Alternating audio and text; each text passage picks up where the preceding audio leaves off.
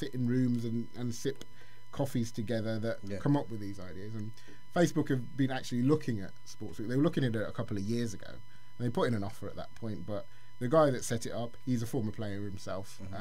He knows his football, and he's very driven. And you know, he's seeing it going quite big. We want to go with the UK and then scale it in Europe, and then you've got North America, and Africa's a massive market. Yeah, I was going to say, untouching it really. Yeah, exactly. And the way that the app works, it can work with elite football and it can work with grassroots football. But the money spot really is for youth football, for people who want to engage with football and love their game. You talked about elite. Do you think that the elite game will accept Sports Week? In this country, no. I mean, you know, there's so much money flying around for broadcasting rights.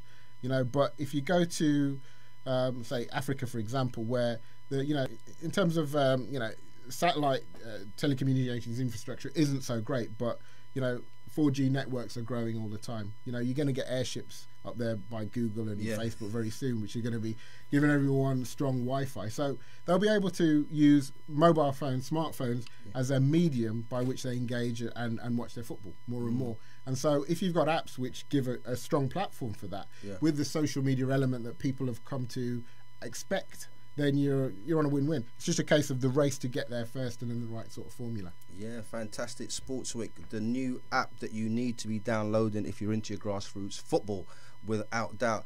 And when I was introducing you, I talked about meeting you at a World Cup. In terms of this World Cup, are you going to Russia? I think probably not. I've got my hands full at the moment with a couple of things back home. But do you think the England team should play in the World Cup?